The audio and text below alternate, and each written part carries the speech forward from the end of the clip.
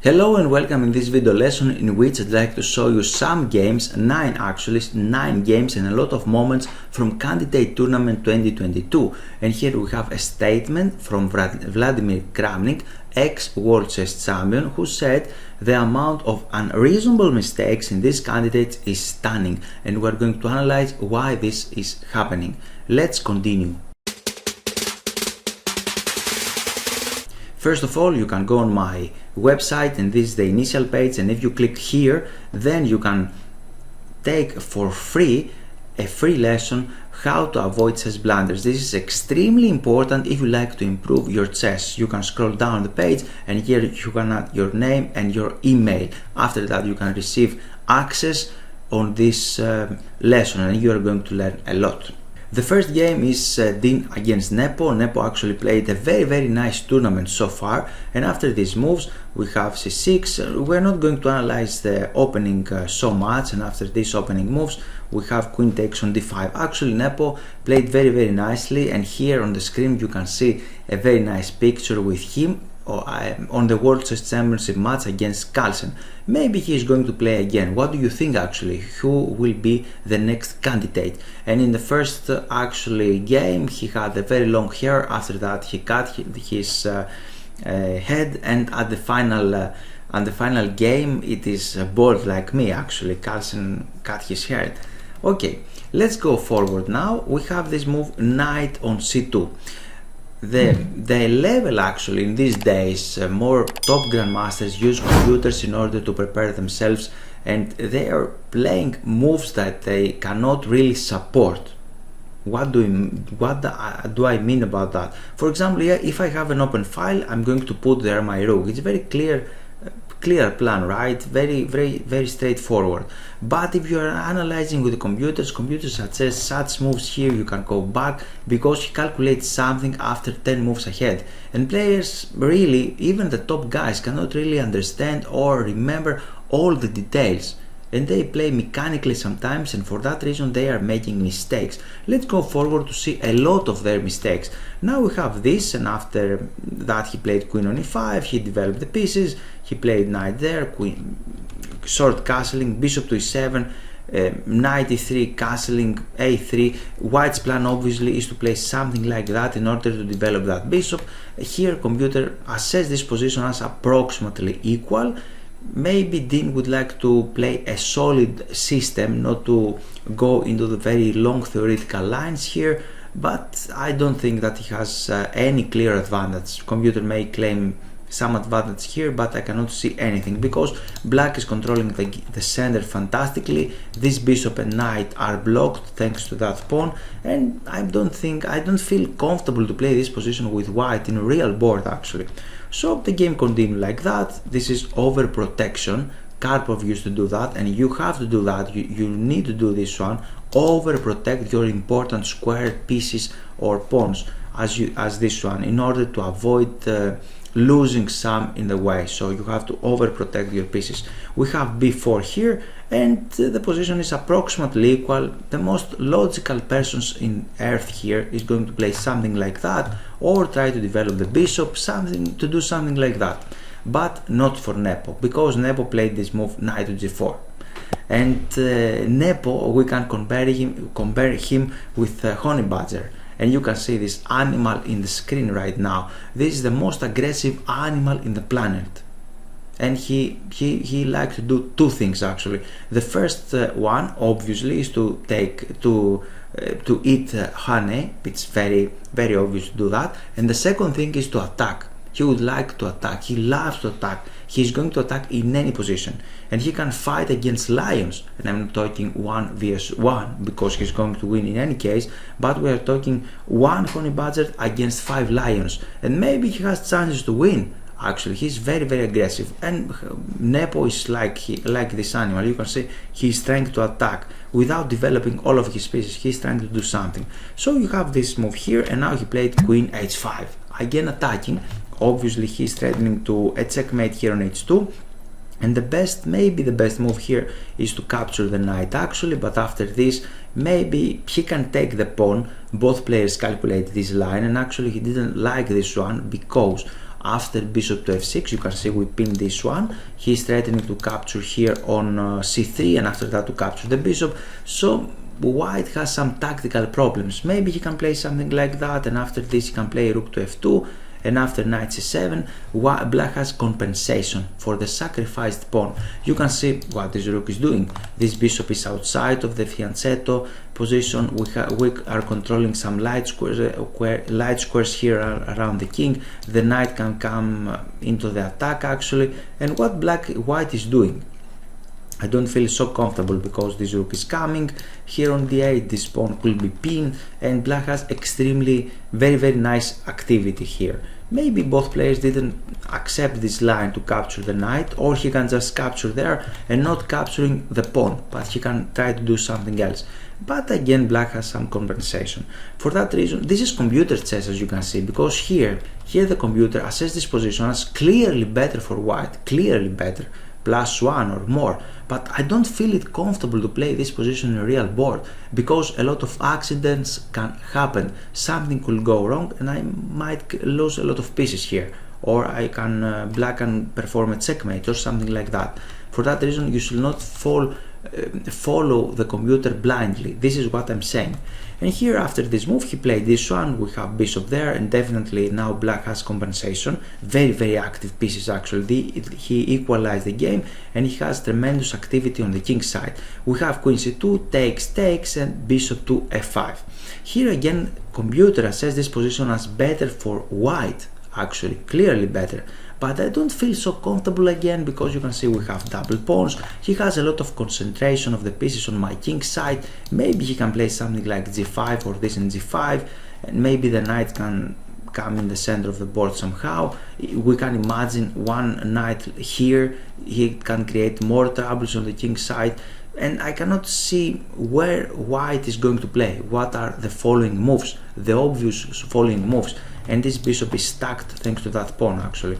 So here maybe Ding has to play something like that in order to liberate his pieces. The position is not clear at all because the knight can jump in the center of the board, and after moves like that he can play something like this and maybe rook there to press the bishop. Maybe he can go there, then we can exchange this active rook, and the position is completely unclear here. I don't feel so comfortable to play with the white pieces because my king is not totally secure here. He has this idea to open up, but okay, why according to the computer this is better.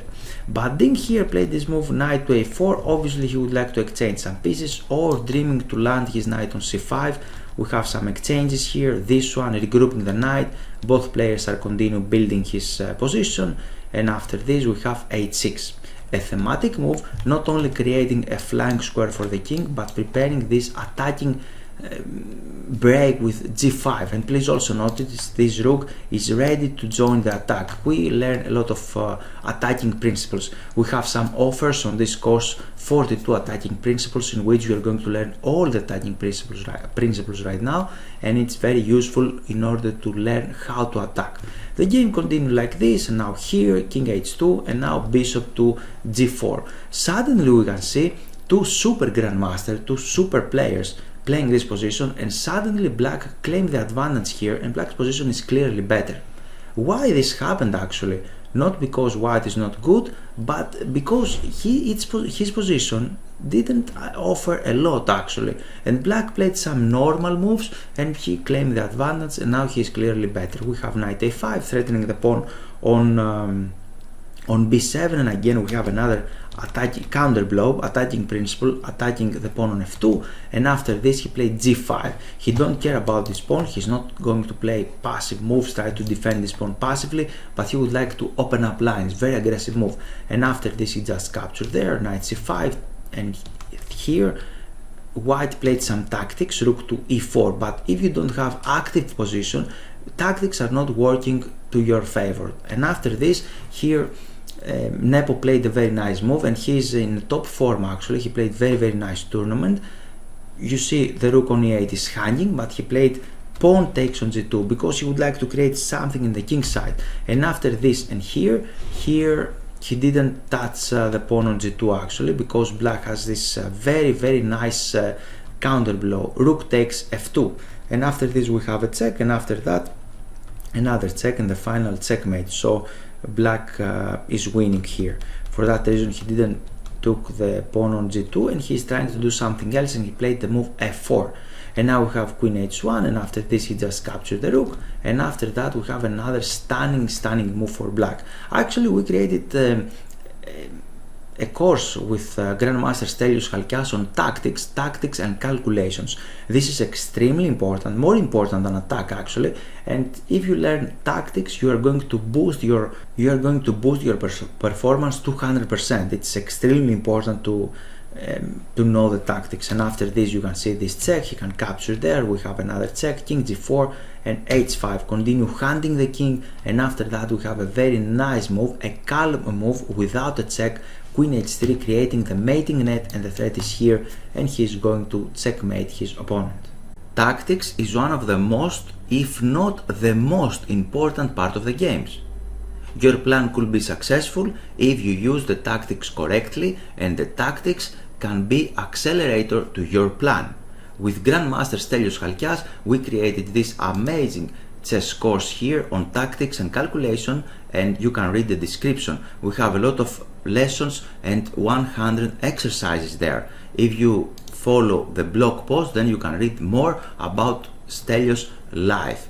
You are welcome to click the link below the video and learn more. We have another very nice game here, Caruana against Nakamura. Caruana is hunting Nepo, and he would like to play the World Chess Championship match. Both of them, Nepo and Caruana, played. Both of them lost against Carlsen, but okay, we will going to see what is going on. And now he has this check, he's threatening the king, he went there, and now the final move of this game was queen to g4, attacking the king, and he played this one to protect his king, and now we have this knight f5 check, attacking the king. King cannot go on the f file obviously because we have a discovered check.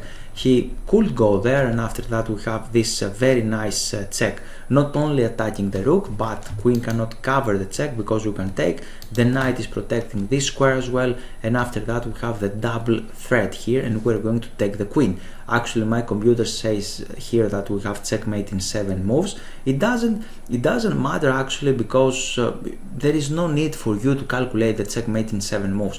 If you're going to capture the queen and you have extra queen and rook, you're going to win the game in any case. These are some shortcuts in order to calculate faster. Let's move forward now to see another game, and now we have a very interesting position, Radzhabov against Firuzia. Here Radzhabov played this move, knight f to g5. What he is threatening actually, can you understand what he is threatening? If yes, you are very welcome to write it below in the comments.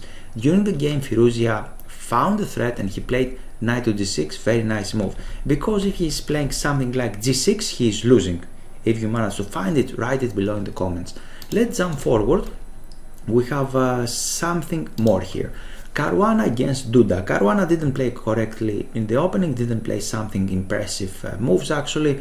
Duda managed to stabilize his position, equalize the position very nicely, and in many of my videos I praise Caruana for his pawn moves. I believe that Caruana is one of the best players in the world on pawn moves. He played a lot of interesting, amazing pawn moves, but now after this game maybe I'm trying to change my opinion, because he played one of the worst moves ever. He played c4 actually here. Believe it or not, this is first choice of the computer. This is disgusting to play moves like that. What he is hoping for, he's hoping for his opponent to capture there, and after that he's going to activate his bishop. Hop chess is a mistake that players around 1100 elo points do this mistake actually. Hop chess. Hope his opponent to do something.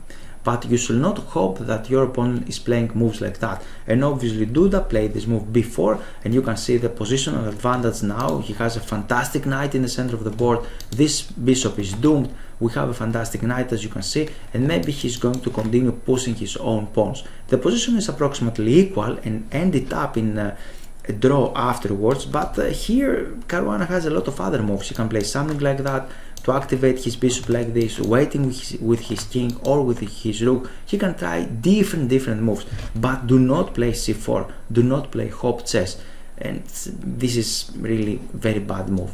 Let's move forward right now to see other games here, and actually this is a very nice game, Nepomiatia against Firouzia. We have a Sicilian, as you can see. This happened from Sicilian. In Sicilian defense we have opposite castling. One king is in long side here and the other in the short side. Both of them try to advance his pawns, as you can see, try to create some amazing attacks here, but Nepo is in top, is first because he played f6 first. He's trying to open up lines, pushing his attack, and after this and this he sacrificed the pawn in order to liberate his pieces. Another attacking principle, and now he has knight f5, a very juicy square there to land a knight on f5, and after that transfer his queen on the king side. So he has some initiative. The position is approximately equal, but he is first actually. And after this he exchanged some pieces, and now a3. Obviously we should not open up lines, and he played this move here, b3. We have this, takes, knight there, and after that he just captured a pawn. Because the pawn is not important actually, the pawn itself is not important, but after this he would like to put his queen in the king's side. This is one idea, and the other idea is to stop this maneuver, because if this knight land on c3 with this pawn can create some troubles. For that reason he just captured the pawn, not to capture the pawn but to eliminate an attacker, a potential attacking piece or a base on c3.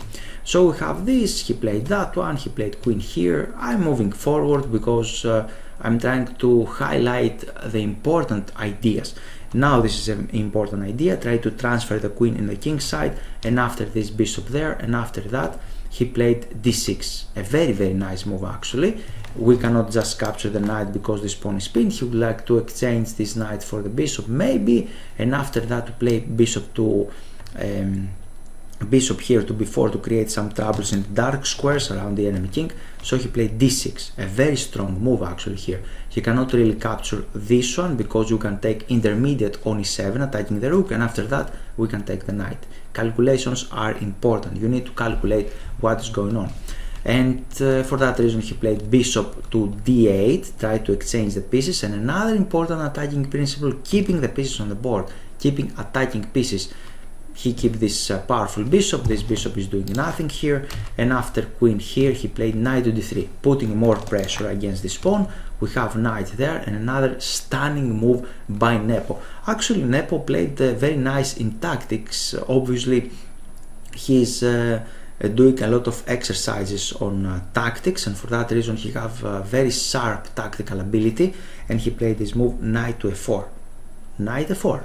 The pawn cannot take because it's pinned to the king. He is threatening queen and knight here, and after this he just captured with the rook. Again he cannot take like this. He's threatening actually he's not threatening the knight because the queen can take here, but or maybe not because we have a check on e5. But in any case he just improved the position of his pieces. Now he played f6. Again he cannot take here because the queen now is unprotected. We have queen e2, and after this he played rook there, rook here, rook on h4, and after f5 we have another very important position. Here you can pause the video and try to think what white is going to do. It's not so easy obviously, but you can give it a try. Finger crossed. And if you found this amazing move, rook takes h7, congratulations, you are playing like Nepomiatsky. And after this we have this check. Here black actually cannot block this check like this because the rook is hanging. He should play something else, and now he just captured there. And you can see we have a stronger army here with these three pieces against naked king. This is coming, and black didn't manage to actually open any lines here for his own pieces. Black pieces are stacked, so white is winning here. And after this he just give a check on g1, and black resigns. For example, after this we have this check. You can see the pawn is helping, controlling some squares, avoiding this keeping the king under fire. The king cannot escape here, so he can go something like that. And after this stunning check, very nice check here, both players calculated, and after this we have a checkmate. Do you remember how we call it, this checkmate? It's epaulette mate, and we analyze all of the checkmate patterns on training program 1100. And if he goes here we have this checkmate, and now we have the back rank checkmate. Let's move forward to see more games here. Here it's the next example, and here we have Fairouzia with white pieces against Caruana. I'd like to mention here again that I prepared another video lesson on YouTube, how the 7 key reasons in which we are losing games. You can follow the link below that video in order to see this one a little later. And here Fairouzia played this aggressive move, tried to sacrifice his bishop, his rook for the bishop in order to create some attack. But in order to avoid mistakes, as we analyzed in the previous video, you need to have activity in order to jump into the attack. And here Fairouzia don't have activity actually. What this bishop is doing on g2 is a passive piece. What this knight is doing is not good at all. This rook is out of the game. Only we have an active queen, but alone queen cannot do much there. In the other hand, we can see the knight is controlling very well the center with his pawn, and he is ready to jump, not right now, but maybe in the future, in the center of the board with the knight on d4. Black has slightly better activity here, and Fairouzia brings all the bridges in order to create some attack, and after this he played bishop to h3. Again, I'm going to repeat that tactics are extremely important, not on attack but in defense as well. In every single position, tactics are important. Here is Black's turn, and he can save himself. What are you going to play with black pieces? And Caruana found the best move, f5 here, and if he just capture with the bishop, he will have a very difficult and important move, queen to e8. Queen is attacking this one, offering the queen exchange, and if you just move the queen, then you can save this rook actually. So white is not going to take back his exchange actually here. So we have this pawn take, here the rook, he played the knight there, e4, rook d1, queen f7, try to exchange the queens, and after that we have this queen takes a2. And here you can imagine why this happened during the game. Why this happened, why black is clearly better right now, and why black is winning. You can see the error here, the mistake, that he's trying to attack without activity. This is what he did, and this is very extremely common mistake actually. He played all these moves, and now he ended up in this very passive position with the exchange down, and after this we have that, he played here, queen there, bishop to g4, and Caruana is playing with the black pieces. And I already mentioned, and I'm going to mention it again, that this player is playing fantastic moves with his pawns. 95% we can say he's playing very nice moves. e5, try to open up lines, and after this we have rook there, try to exchange the pieces, and finally he managed to activate all of his pieces. You can see he gave this check, he captured there, and now he just captured another pawn, and we have a pure exchange here. He is going to create more checks, and white's king is vulnerable. White cannot just pushing his pawn clearly early here. Black has this outside connected pawn, so black is completely winning. Queen e8 tried to prepare the perpetual check with his queen, so he played this move in order to stop this one. e4 here, capturing another pawn, and after this he just continued his attack, and after that Fairouzia resigned actually, because we have this check, knight cannot capture because this one, and we're going to take the knight, or he is going to play something like this, but here we have another check. He can delay it a little bit, but this is another checkmate. Let's jump forward to the next example number 7 here, and we have this position. And again here we have Nepo with white pieces against Duda, and Nepo played a very nice attacking plan. What is the plan? I'm going to create another course on planning actually, and plan is very important because you can foresee in the game many moves ahead actually. You need to have a plan how to set up your pieces, how to find targets, and after that you need to calculate some tactics in order to see if your plan is working or if your plan is faster. And he played a very nice move here, king h2.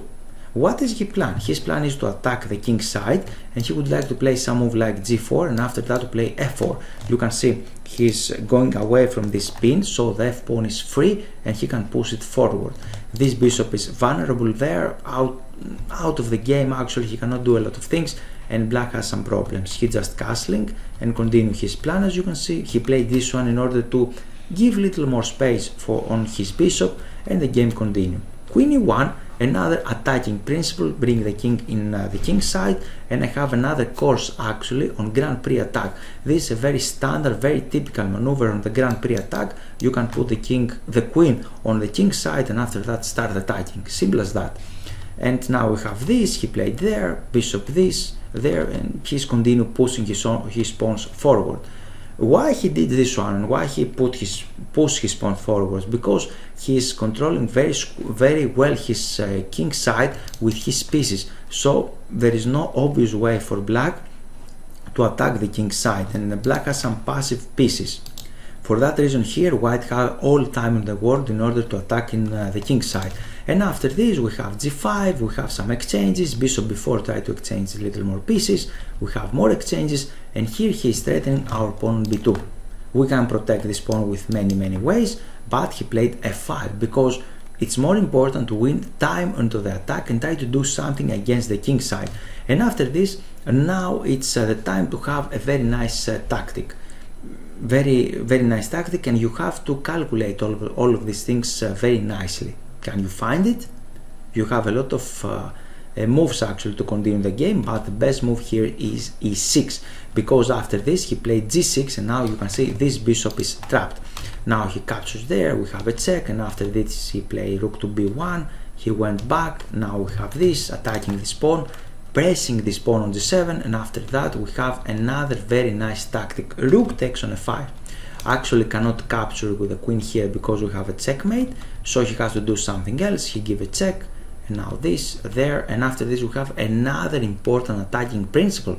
We learn a lot of attacking principles, and he played bishop to f1, and after d4 rook here, and after this he keep the queens on the board, another attacking principle, and after that he just attack the queen, and the game is over because we have an extra piece and a lot of pressure against this pawn, so white is winning here. Let's jump forward to the next example, and we have this position here, rapport against Nepomniachtchi. The second of Nepo is Peter Lecko, a very strong grandmaster, super grandmaster. I really like Lecko actually. He's a very nice guy. I enjoy to watch his streaming when he is doing this streaming or when he analyzes top games from the top grandmasters actually. And here he prepared this bishop to h3, very nice preparation here from Nepo. He's threatening checkmate, and after this take he give a check, and after that another check, so black is playing for the perpetual check. And after this we have the perpetual, and here rapport with the white pieces just decline it with the move f3. I can understand the tournament situation because Nepo was ahead in the tournament, and rapport himself would like to fight, to have something more with the white pieces, to fight for the first places here, and he just prolonged the game. He played this move in order to continue the game. It's a very nice, a very brave decision to play these moves actually, but it's double-edged as well. Now we have queen d3 attacking the rook, and after this Nepo continued his perpetual check, he gave this one, and after this we have queen d3, and he took another brave decision to develop the knight. Actually, we cannot blame it, it's not a mistake or something, it's a brave decision, and we should salute him. It's very nice to take these brave decisions, but actually it could end up in a different situation, because here the position was approximately equal, but after this he played knight to e4, and after that you can see the queen is trapped. Complicated, the game is complicated, and after this he just give his queen for two rooks, and the position is not very good now for white, because after this he captured a pawn actually, and his king is not very secure, and black can create some initiative against the enemy king. It's not so clear to foresee this one, it's a very difficult decision, and again I'd like to congratulate white for continue playing the game. But we cannot foresee so long, so far ahead actually, to see all the continuation or evaluate correctly the position on real game actually. You can see even for top grandmasters it's difficult. And now we have this one, it's a flying square for the king, and he played this one, knight there, and after this he played knight to e6, And suddenly and step by step black is continue putting little more pressure here. Maybe he would like to play something like this.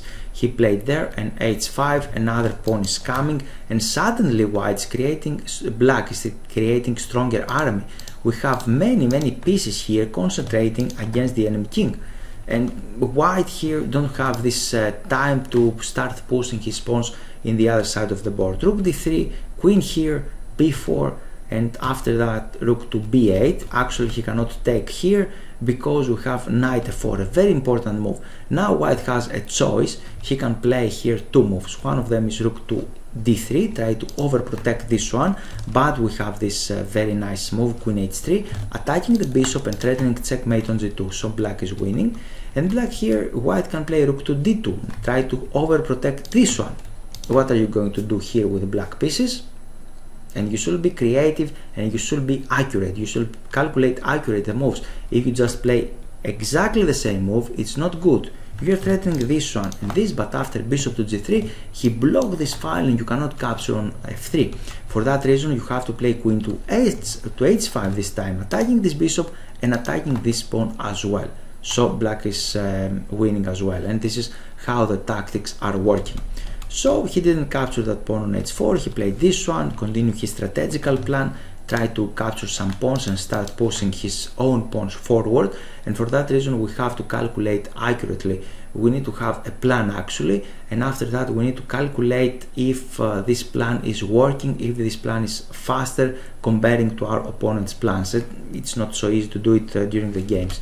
So he played this one, rook here, he just exchanged the knights, we have queen here, f3, and reinforcements is coming. This bishop is coming and now things are extremely difficult for white. He played this one, there, and after this he played queen to d3. There he didn't exchange the pieces, another attacking principles, keeping the attacking pieces on the board, and after that queen takes, rook here, queen check, king f1 here, and after bishop to f1 we have the final move, bishop to h4. Why this is a final move? Why Rapport resigned here? Because after a4, for example, he can give this very strong check. He has two ideas to protect his king. One of them is bishop to f2, but this is a checkmate in one move, and the other move is rook here, we can exchange, and after that start pushing the pawn forward, and this is a checkmate. Now let's check the final example actually here, and the final example is this one, Caruana Rajapov. A very nice endgame position, and we have a nice attacking idea and endgame principle here. He played this very nice move, king to g3. What is the plan actually? The plan is to promote his king in the other side of the board, put his king on g6 weak square, and after that to capture that pawn. Very long plan actually, and as you're going to see how this is working. And in the future I'm going to create another course for endgame with all endgame principles. Now we have this one, there, and after this he played f4, kick this knight away actually, kick away from there in order to put his king on g6. And after that he played this one, attacking the knight, and after that he played rook there. Knight on a4, try to capture this pawn, king there, and now we have bishop to f3, another important position for the bishop actually. And after that he played this move. I'm showing you this game in order to see very fast forward how he continued the game. He played rook to d7, and finally he had a plan many moves ahead, and now he performed his plan. He played this one, blocking this bishop, and the king is fast here to capture all the pawns. Of course, a lot of calculations are needed, as you can see, because black started pushing his own pawns. Now he played the prophylactic move, tried to stop this idea, because after b2 he's going to capture first the rook and after that the pawn, and we have a pawn race. Where is the pawn race? Because he's going to play the king on f3 and after that start pushing his own pawns, and he calculated that his pawns is faster. The game is complicated actually here, and without a risk you cannot drink champagne, as Garry Kasparov used to say. You need to take some risk to play complicated games in order to win them. And after these exchanges we have this pawn pushment. We have this, both players start rolling his pawns, both players created queens, and after that he played this very nice move, queen to f6. The idea is, if any random checks is going to happen, then he has his own checks moving his own king. And please also remember here, notice that he cannot skewering the king with rook to c6 because this bishop playing a very important role. And after this we have another movement, and after that he played rook to c7, hoping that his opponent is going to capture, and after that he is going to discover, give a discovered check with his queen, attacking the enemy king. So we have this one. He played a nice move actually here, rook to c7, and now we have this, another check, try to exchange more pieces, the queens, and now we have another pawn raise. More pawns are on raise, they are going forward, but white pawn is faster actually because it's closer to the promotion square. And after that, you see he give a check, and after this he's going to create a new queen here faster and win that Thanks game. for your time, and I hope you enjoyed the video. Here it's time for action. This is the initial page of my website, and here you can click Give me access to get access to free lessons. You can read this page, and if you scroll down, here you can add your name and your email. After that, you're going to take a free lesson how to avoid chess blunders. So, time for action is now, and you're very welcome to join my mail list.